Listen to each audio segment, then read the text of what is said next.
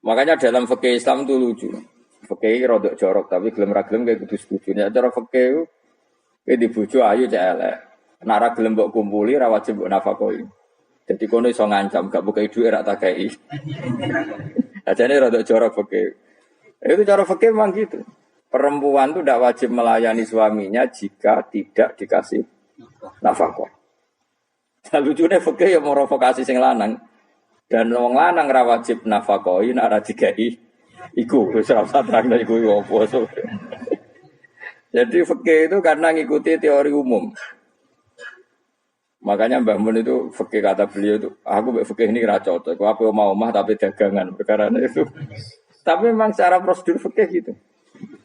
Mana wong kiri-kiri itu pancen yo serantuk jatah kelon karena ra iso nafkah itu. Itu cara fikih. Memang seperti itu. Karena kiri kok pola, napa? Kiri kok pola. Karena nak kiri kudu ganteng. Jadi orang untuk jatah sing wedok sing seneng lah itu ijek untuk jatah. Tapi nek wis kiri elek ya wis nolongso perkarane memang jadi karena seorang istri wajib melayani suaminya jika tidak kodap nafkah. Iki cerita-cerita sing gampang-gampang wis. Nah sampean kepengin paham ilmu swarga kok ora rasane to. Kok angel menerang to. Kowe ning swarga iku kepenak napa? Kepenak. Tapi sampean nak terangno swarga niku wis pokoke swarga. Ora usah bayangno iku swarga. Mesti mulai sakniki. Ya nak ya khisimun ngaten wae kan apa? Ketika terjadi kiamat niku tak khuduhum wa hum khisimun. Jadi manusia itu takdir itu senang tukaran. Karena tadi sengketa yang mari tukaran, pendapat baik yang masih nyari yang terbaik, sama-sama kebenaran nyari yang paling benar. Karena manusia itu dari awal kurang penggawean. Jadi barang apik cek diperdebatno dengan yang luwih napa? Apik. Sehingga bayangane pangeran niku sok ben nak kiamat kapan saja terjadi ku wong lagi sibuk para padu, lagi sibuk gegeran. Wes iku mesti. Karena tadi manusa niku pun watak dasare niku konflik. Ya tadi misalnya pengurus masjid bahkan mungkin organisasi-organisasi perdamaian itu pas rapat ya tukaran. Padahal organisasi ini perdamaian. Ya, tapi pas rapat lalu solusinya apa? Solusinya begini sih, tok debat gini. Padahal organisasi perdamaian, tapi ya tetap tukaran asal cek manusia gitu kan. Uniknya lagi manusia itu kalau ingin damai juga harus punya alat untuk tukaran. Nah orang ya tidak. Lalu kalau nanti ngaji kitab dalam salah satu kitab ada makalah gini. Idza aradta as-sulha fasta'id dalil harbi. Kalau kamu ingin damai, maka siapkan alat perang sebanyak mungkin. Karena logikanya gini ya, kalau misalnya ada bajingan atau penjahat, dia punya bom, punya pedang, terus kamu sebagai orang soleh tidak punya apa-apa, bisa nggak bergening perdamaian? Kan nggak bisa. Mereka terpaksa damai karena kamu punya senjata yang imbang. Jadi kalau musuh kamu punya nuklir, terus kayak nggak punya apa-apa, ayo damai wae. Kamu kan rugi damai. Wong tak bom kena kok damai barang kan gitu. Makanya kamu harus punya senjata yang imbang. Makanya dalam tafsir-tafsir itu diterangkan ketika Allah menyuruh kita wa'iddu lahum mastata'tum min quwwati wa min ribatil khaili turhibuna bi aduwa. Kamu umat Islam harus menyediakan alat perang sebanyak mungkin. Itu bukan berarti Allah menyuruh umat Islam perang terus mboten.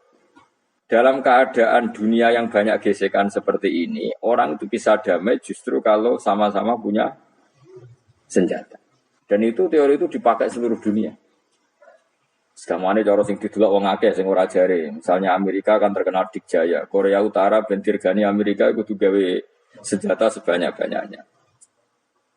Ya sudah seperti itu sudah teori yang dikatakan Quran. Karena manusia punya watak dolim. Watak dolim itu nak ora diimbangi ya mesti yang satu diinjek. Makanya dalam fikih Islam itu lucu. Fikih rodok jorok tapi gelem ra gelem kayak kudu setuju. Nek cara fikih kayak dibojo ayu cek elek. Nek ra gelem mbok kumpuli ra wajib mbok nafkahi. Jadi kono iso ngancam gak buka duit ra tak kei. Ajane rada jorok fikih. Itu cara fikih memang gitu. Perempuan itu tidak wajib melayani suaminya jika tidak dikasih nafkah. Nah, lucunya fikih yang merovokasi sing lanang dan wong lanang ra wajib nafkahi nek ora digahi iku wis ora usah terangno iku opo. Jadi fikih itu karena ngikuti teori umum. Makanya Mbah Mun itu fikih kata beliau itu, aku mbek fikih ini ra cocok. Aku mau omah tapi dagangan perkara itu. Tapi memang secara prosedur fikih gitu. Mana wong kiri-kiri itu pancen yo serantuk jatah kelon karena ra iso nafkah itu. Itu cara fikih. Memang seperti itu. Karena kiri kok pola, napa? Kiri kok pola. Kalau nak kiri kudu ganteng. Jadi orang untuk jatah sing wedok sing seneng lah itu ijek untuk jatah. Tapi nak wis kiri elek nggak bisa nolongso perkarane memang jadi karena seorang istri wajib melayani suaminya jika tidak kodab nafkah. Bahkan menurut fikih Islam itu boleh rafa.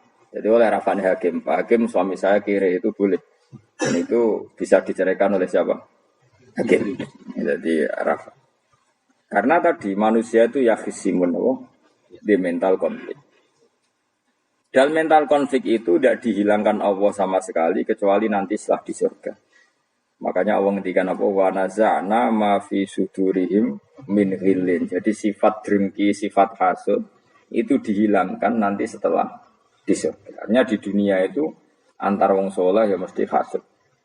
Mana ada sing ora saleh, sing saleh wae kudu hasud. Ya senine. Waktu Indonesia ini rebutan dari presiden iku rebutan masjid geger. Bahkan rebutan ngeklaim nak sholatnya paling sah, korekoe paling bener itu ya geger. Padahal yang ngerti otoritas itu yang pangeran, tapi manusia tetap menang kalah, geger. Bisu sak PT udah sering dalan ya geger. Kalau sering Pak Bis balapan itu kadang kisah nopo sak PT, sak PO itu. Karena nanti bayangannya pangeran itu ya mesti terjadi pangeran sing ngendikan kiamat itu tak khuduhum wahum ya khisim. Jadi ben ora men yasinan tok ora paham tak tulung. Bangunan ora paham bangeten. Wa hum fi ghaflatin minha bi takhosumin wa tabayu'in wa aqlin wasyufin. Mesti manusia itu de mental takhosum saling berebut. Makanya cita-citane Sidina Ali dawuh Sidina Ali. Ana awaluman yatsu baina yaday rahmanil khusumah dari Sidina Ali. Saya nanti pertama ketemu pangeran itu akan melaporkan musuh-musuh saya. Jadi cita-cita ini. Aku lah di rencana ngono. Aku lah di ben seru, no? Jebule bareng lapor ku ala wah ya nyoro. Sidina Ali bede wae anak gue wis lapor jebule. Salah.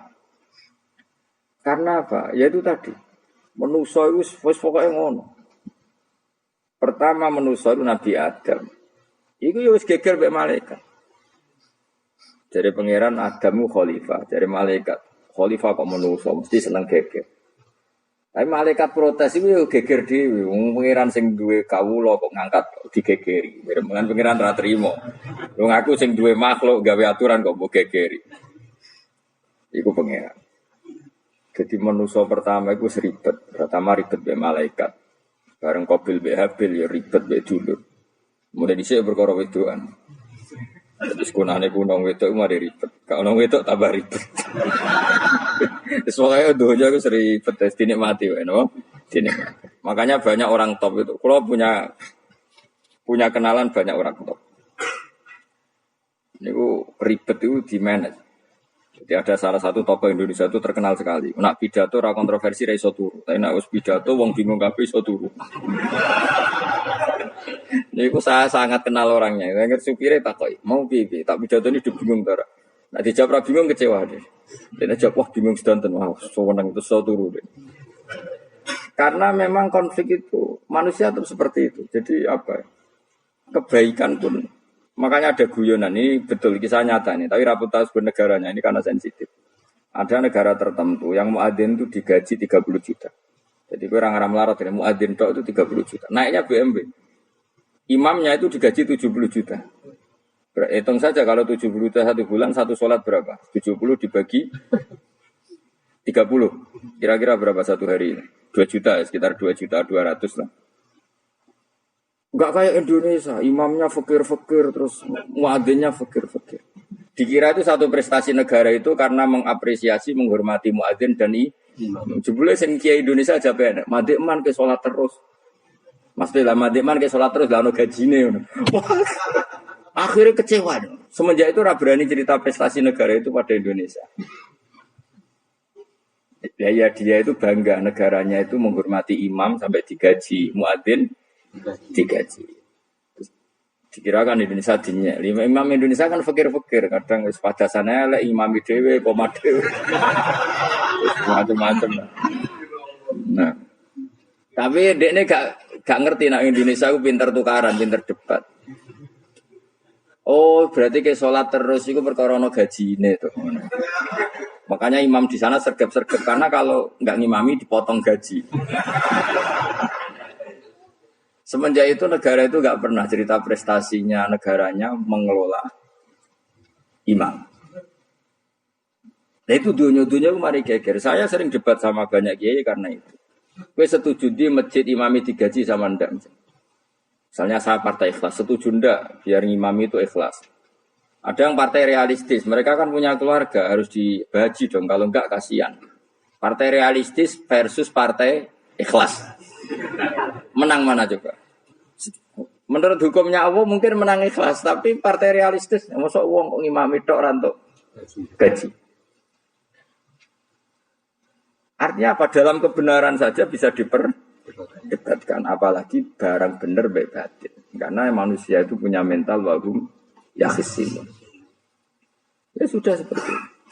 Makanya nanti benar-benar gak ada konflik itu di akhirat. Mana akhirnya imam gak bangga. Surga imami puasanya hebat, jebule mergo digaji. Mandekman ke sholat terus ngono gaji ini. Artinya sholatnya orang Indonesia itu luar biasa. Imam-imam Indonesia tambah gaji kok.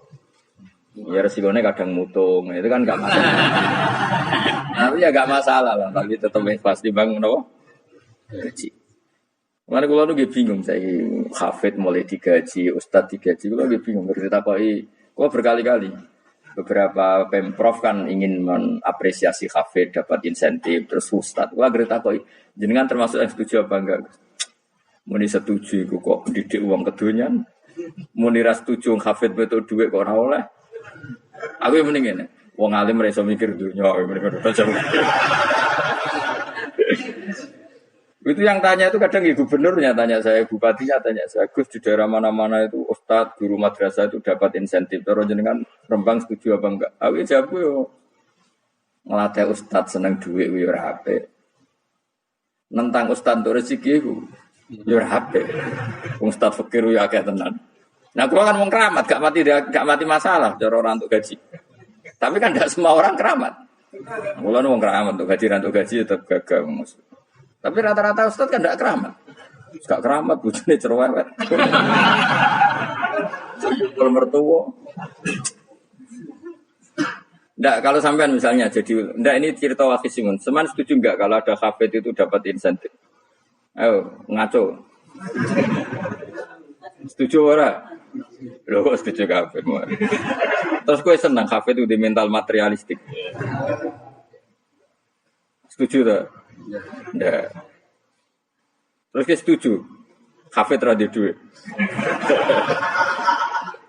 Mungkin ya, jadi sekurang aku. Jadi memang kebaikan saja bisa diperdebatkan.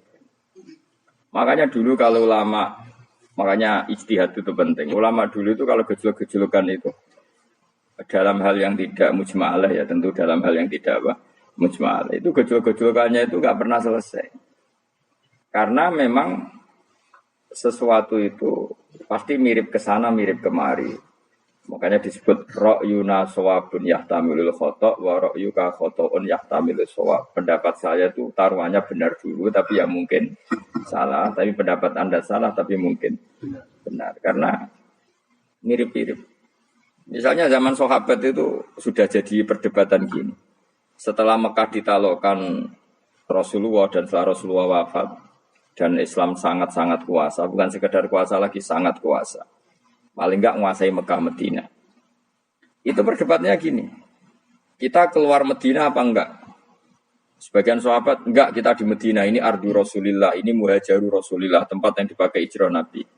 Kita keluar dari Mekah enggak usah. Sholat di Mekah itu fadilahnya sebagaimana 1000 sholat. Wah debat gitu. Yang separuh enggak. Nguyai segoro itu apik tau orang. Mekah Madinah sekarang sudah jadi negara Islam, tapi banyak bumi lain yang belum ada Islam. Menyebarkan Islam itu penting enggak penting. Efeknya meninggalkan Mekah Madinah. Hanya separuh sahabat yang meninggalkan Mekah Madinah. Mimbainihim itu orang-orang keren Kak Sayyidina Ali. Sayyidina Ali akhirnya asalkan Al-Kufah. Dia hidup di mana? Kufah. Abu Darda hidup di Syam. Salman Al-Farisi hidup di Palestina. Karena dia milih pendapat kok nguyai segoro, sehingga sampai harus ditinggal. Akhirnya menyebarkan Islam kemana-mana. Termasuk barokahnya mazhab itu ada yang ke Cina, terus terdampar di Selat Malaka, terus ada yang ke Aceh. Makanya banyak yang berpendapat Islam masuk Indonesia ya era apa sahabat. Tapi kalau ditanya, bagaimana hukumnya meninggalkan Mekah Madinah? Ya buruk, ngomong negara sebaik itu kok ditinggalkan. Tapi bagaimana hukumnya membiarkan bumi lain tanpa dai? Ya buruk. Terus kayak jawabmu biar. Jadi dalam kebaikan saja ada perdebatan. Kayak gue misalnya, dia hukumnya dolan mbek kanca traktir ya apik. Dia hukumnya nraktir kanca nganggo jatah belanjane bojo. Elek. Akhirnya jare nglanang-lanang, jono dhewe Gus ora jatah bojo atau jatah kanca. Karena duitmu cukup nak ora. Ya sudah semua manusia itu wahum yakhisikum. Makanya sampean kalau beda pendapat itu sing biasa wae. Coba saiki kalau beda pendapat geger. Beda pendapat itu sudah fitrah. Enggak mungkin. Kita ada beda pendapat itu enggak mungkin. Di kampung-kampung kalau ada masjid speaker di mana-mana saya sering ditanya. Wadah yang bagus. Kandhani nak adzan jo banter-banter, mengerameni tonggo. Nak niat salat ora usah adzan nak teko. Sing sitok. Sing sitok yo ora kudu banter ben siak. Sing sitok mau sedemen dipisoi tok, mergo sing ora seneng malah mau misoi tok, sing wis seneng tanpa adzan pun yo tanpa adzan rame-rame maksudnya wis salat ke milih ndi.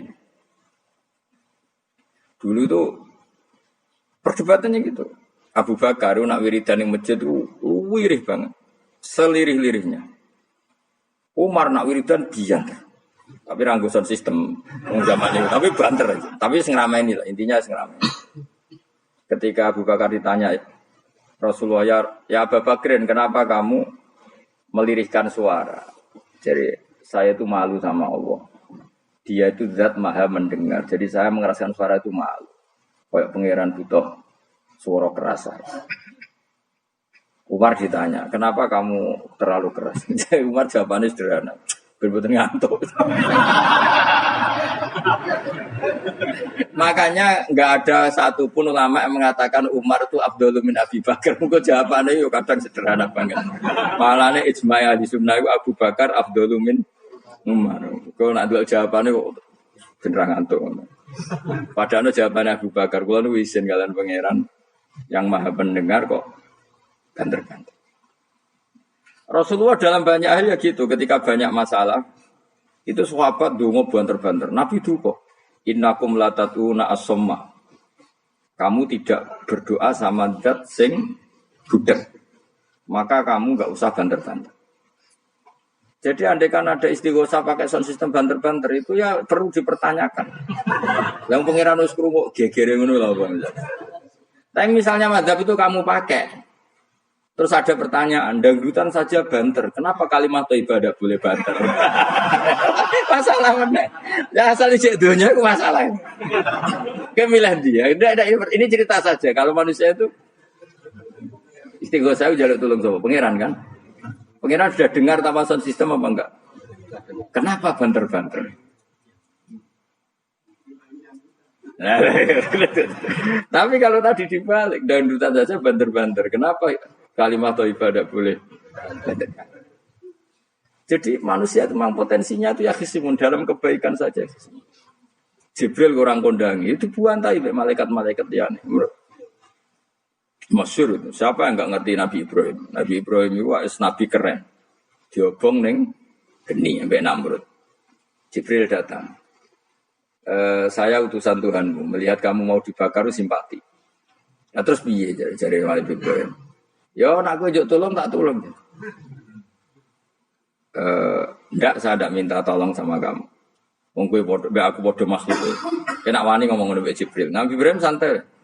Maksude iku ora mbek aku sing nulung. Kowe kondo aku tak kandakno pangeran. Jare malaikat Jibril, jare Nabi Ibrahim, lho nak soal pangeran rasa kodho kowe pirsa. Artinya ngene lho, padha kekasih pangeran yo bantah-bantahan ajrine. Nah ngono nang partai politik ora men geger kowe. Mulane ana partai politik geger biasa, Jibril wae geger mek Nabi itu. Biasa wae. Mulane ki sampeyan takoki mungkar nangkir kudu wani ben seru napa. Takoki marbuka kulo guru TPQ. Oh. Ngenyek wong guru TPQ jadi takoki marbuka. Sing mulang niku kula. Sampeyan ra tau mulang malah takok. Jelas. Malaikat. Dia itu masyhur itu, termasuk keramatnya Imam Malik itu gitu. Dia itu punya teman guru madrasah. Neng akhirat dicetakoki mungkar nakir marbuka. Malaikat Malik matur pangeran Gusti, malaikat jinan kandhani iki ambek guru tauhid takoki marbuka. Akhirnya pangeran yang nyalano malaikat yo sing jenis ngono kok coba takok.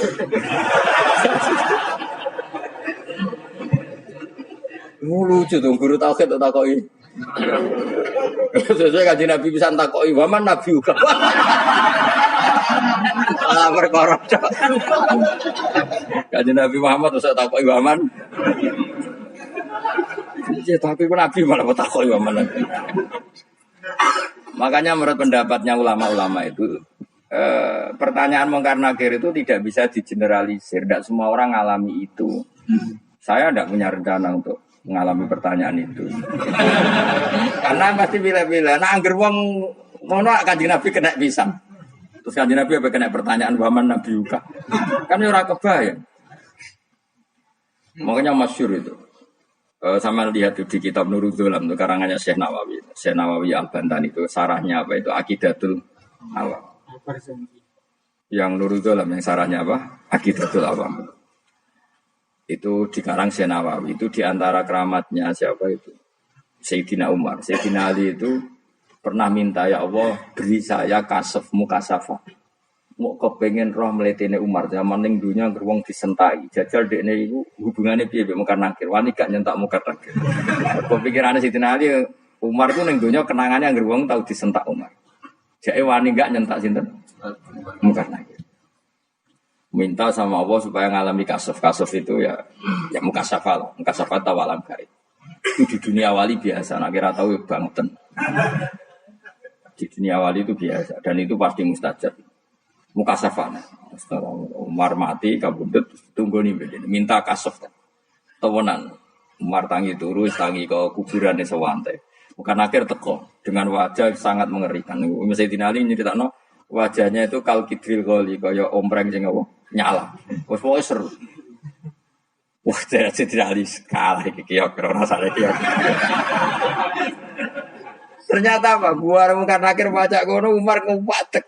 Kamu tahu ngedapi siapa kamu? Saya ini teman dekatnya kekasihnya Allah. Dan ini nggak ada alam kancane. Kamu tahu saya ini siapa? Ana sodiku habibillah. Saya ini temannya kekasihnya Allah. Mungkar nakir mulai mikir waduh. Orang nyentak wes disentak sih. Ini bisa kamu pakai nanti. Kowe roh aku. Wah, aku biasa gue jalalan ngalor itu. Kemudian jare mungkar nakir, ayo jajal waca. Ya repot. Siapa ya? Kan gue wodok, ora kon mojo. Kan mau gue wodok. Akhirnya karena nangis nih pangeran. Nangis Gusti, selama ini saya biasa nyentak, kenapa sekarang malah dibentak? Terus kata Allah, ya sing sopan sithik iku kon. Semenjak iku mungkar nakir itu punya aturan. Ya ngene aturane, ojo prosedur teman-teman, wae nek ketemu kekasihku ojo garang teman-teman. Semenjak itu sudah tidak segarang itu. Terus Sayyidina Ali intinya terus, oh ternyata konsisten.